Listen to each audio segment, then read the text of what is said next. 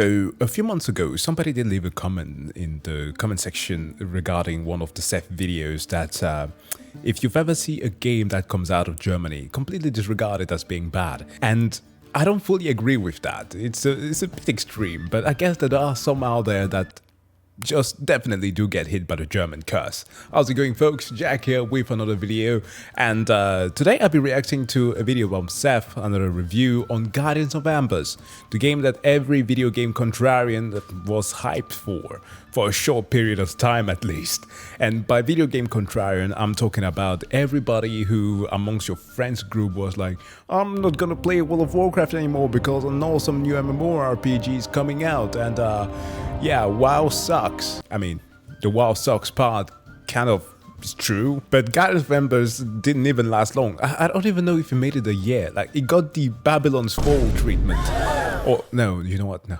Babylon's Fall, that's like an insult. There were like, what, 13 players playing that game before the servers got shut down. But yeah, it's been a while with this one. But I'm looking forward to this review, so let's jump into it. Oh. Hello? Who is this? I've come to make an offer. What offer? One you can't refuse. Well, I just did. I'm not interested. Also, how the hell did you get this number? I have your feet pics. Wait, really? Oh, yes. You have no. 2 weeks. Wait, what do you mean? Goodbye. Wait, wait, come back! Extorted with feedbacks, huh? Oh, it's the Chinese mafia. I hope this message finds you well. The pact has been made. Oh my god, now I want to play Sleeping Dogs. I should never have said that. Oof. Repeat these words to your audience. Play Guardians of Ember, and Sseth will come out of this unharmed. Do not try and find us. We will find you instead. Goodbye. Hey people, Sseth here, and I just want you to know that I'm doing this of my own free will, and I'm in no way, shape, or form being blackmailed by the 14K Triad Syndicate in Hong Kong. Today, I'll be playing a game no one's heard about, Guardians of Ember. Why has no one heard about it? Because we prefer to forget. Guardians of Ember was originally released in 2016 and published by Incel Games Limited, which turned out to be more than just an unfortunate choice of name. Incel Games Limited did a lot of questionable business practices. Gameforge, the German-based publisher of many free-to-play MMOs in Europe, grabbed the Guardians of Ember license off Incel just a year ago. But in doing so, they now have an impossible task in front of them, picking up the pieces and rebranding this PR disaster This was 4 years ago, it didn't last long. into a stable product, which is why they've hired me to rescue this sinking ship. And personally, I'm leaving with the women and children. Guardian of Embers, which I'll just call Ember from now on, is described as a free-to-slay memorpager and Diablo meets WoW. All I can say is, wow, count me in. As soon as you load into the client, you can tell this game's got all of your typical RPG fanfare. As per industry standards, Ember takes place in a fantasy world loosely based on the territories of Great Britain. Right from the beginning, you're presented with making a character. You can pick between the standard RPG races, the English, the Welsh, the Scottish, and the Irish. Then you have to choose one of the two Why are Irish always the lollies, the small ones? I mean, we watched the Vinland Saga video by CJ Champ the other day. I was thinking of Askeladd, but he's Welsh. But like usually in anime, in terms of like depiction, like the Irish are either like pixie folks in search of that lucky charm, or they are depicted as like big ass murderers. Like who's the guy? Oh my god. I'm thinking about the Fate franchise, but that's not him. He's actually Lancer is badass. Yes, the guy named Fallon from Sirius Jaeger. Like, literally Fallon. Now, he's American also, but I'm not sure if he's actually one of the good guys or...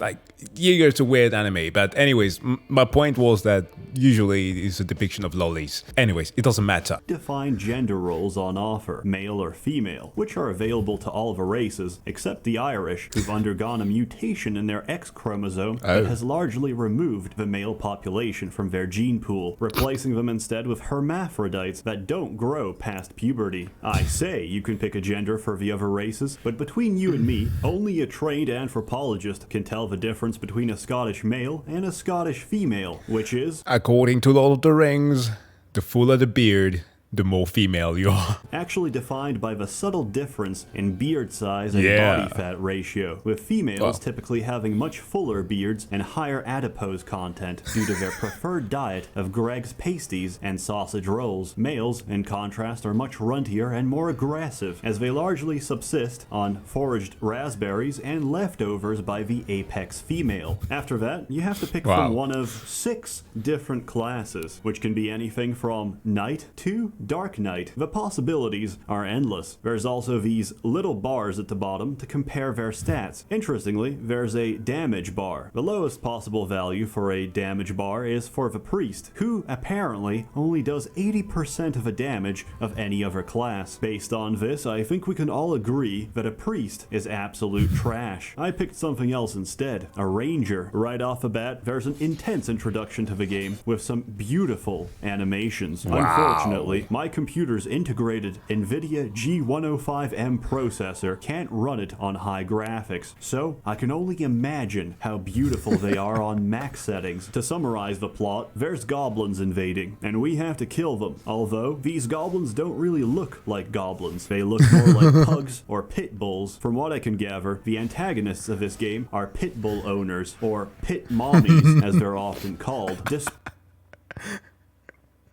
Now he connects. He did make a Pete Mommy joke in the future. Well, in contrast to this video.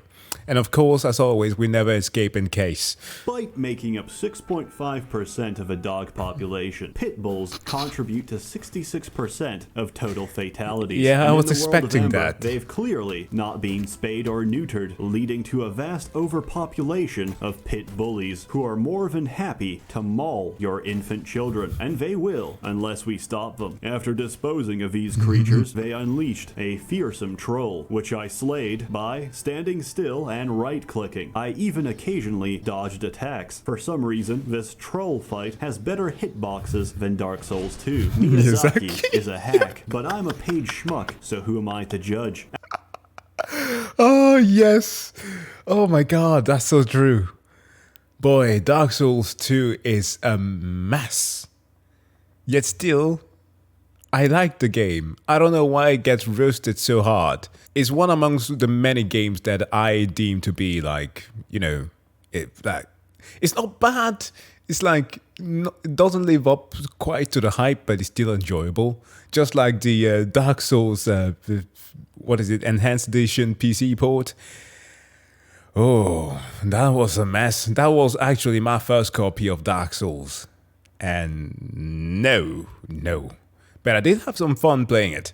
After defeating the troll and washing off the thick sweat on my brow, I embarked out into the great wide world of Ember. I got more skills too. You get skills automatically each time you level. Some of these are pretty good. They can also be upgraded. Bizarrely, upgrading skills can make them worse. Take my bear trap for example. I can spend all my skill points to make it do half the damage. This is much worse for the knight. She can upgrade her cleave to give her life leech. If she upgrades it again, she no longer has life leech. Similarly, she can upgrade her Garen spin to give her life leech as well. If she dares to upgrade it again without reading the description, she'll pay dearly with her life. Truly, Ember forces you to think and consider your actions, since they might end up accidentally killing your character. On top of skills, you also have attributes. These are described 5-minute rest time? Jesus. As the 4 humors, black bile, yellow bile, blood, and phlegm. And if we've remembered our understanding of Hippocratic humorism under the revised elemental model proposed by Empedocles, then we will also remember the dangers of humoral imbalance. To this end, we will assign our attributes equally to avoid any of the negative temperamental states. To demonstrate the dangers, here's another character I made. An Irishman named Seamus O'Shaughnessy. He died of severe jaundice and got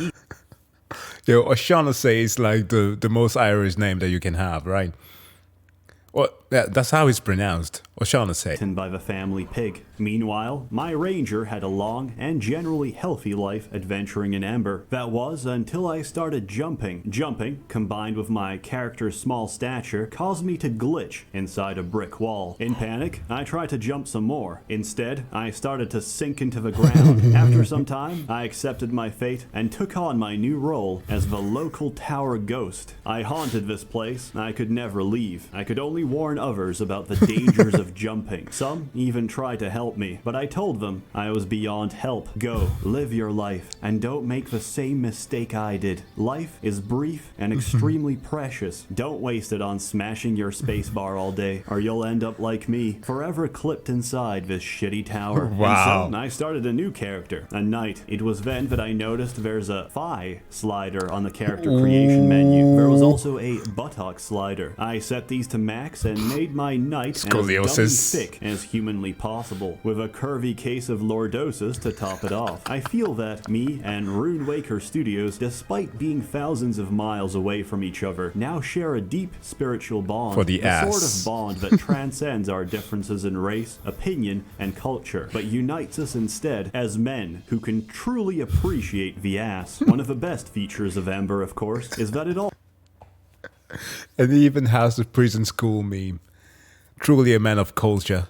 Plays the game for the plot. also works in a window, so I can multitask while playing the game. Oh, looks like this guy is winning. Right, where's that copy pasta? Ember's also got lots of other activities, like fishing, mining, and owning real estate. Mostly, though, you're gonna be killing people and collecting quest XP. So, to fully immerse myself in a world of Ember, I took the time to personally read every single line of dialogue by every NPC, no matter how unimportant they are. It was at this point that I realized that the saddest job in the world isn't being a games journalist, it's being the dialogue writer for an MMO. I'm fairly certain that of the hundreds and thousands of people who've played this game, only 2 of them have actually read the deep backstory and lore of Guardians of Ember. Those 2 people are myself and the writer. This has to change, so let's appreciate some of this intense dialogue together. Okay. Wally has challenged you to a duel. What is this? Of course I accept. I don't care if you're a child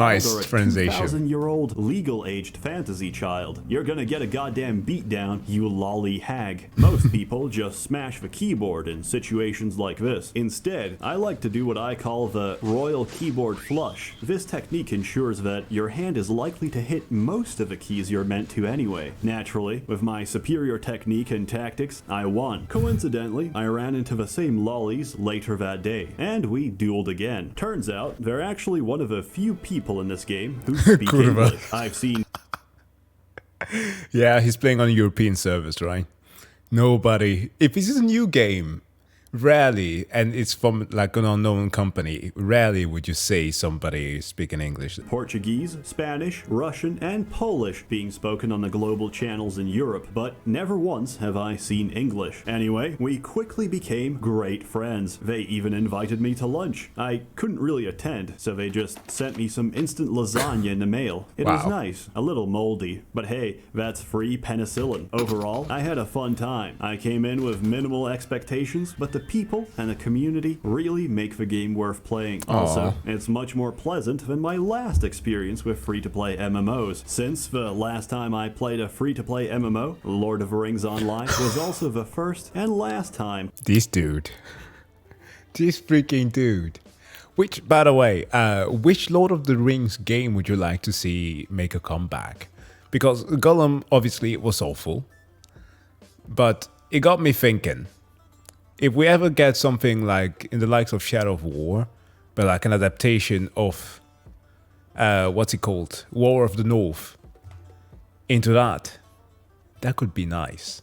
But again, Warner Brothers would never allow something like that to have happen. So perhaps shouldn't be thinking about that at all. line was also the first and last time I tried Israeli hash. I smoked that shit and thought nothing of it. Then I went off to play Lotro with the boys. I told them after some time, go off and do this dungeon without me. I'm not feeling too great. Then I collapsed and started panting, sweating, and physically convulsing on the bed. Turns out I was fiercely allergic to Israeli hash. After about 6 hours of pure hell, I decided that was the last time I'd ever play Lord of the Rings online. Now, given that I don't associate Guardians of Ember with anaphylactic shock, I give it a very good score. I'm now contractually obligated to say these words. Play Guardians of Ember today, so Seth can live tomorrow. Help me. Well, damn. Did he deliver? As well as can be expected. And the merchants? Displeased. The Merchants Guild. But we got what we came for. Good. Accelerate production of a Model 2. This one's getting defective. As you wish, Chairman. Dismissed. Mebeke. What an expensive mistake you turned out to be. It's hilarious because he never changed it. He kept with that moniker. I don't know what Israeli hash is. Isn't it just like hashish? Like cannabis? I mean, that shouldn't be harmful. Well, okay, depends on the kind, right? I've never done hash, nor pot, anything of the sort. Been in Amsterdam for a bike trip. All the streets smelled of hash over there. But my mom does take like cannabis oil for her back pain. That's like the closest thing that I've ever come to actually holding in my hands. But yeah, I guess there's like an allergic reaction for just about anything out there. And luckily, he didn't succumb to anything bad, at least worse than that. But guys, thank you so much for checking out this video. As always, please do go and subscribe to Seth. And of course, if you like this video, give the video a like and check out some of my other videos and game reviews as well if you want to. That said, wish you all to have a wonderful day. See you guys in the next one. Bye.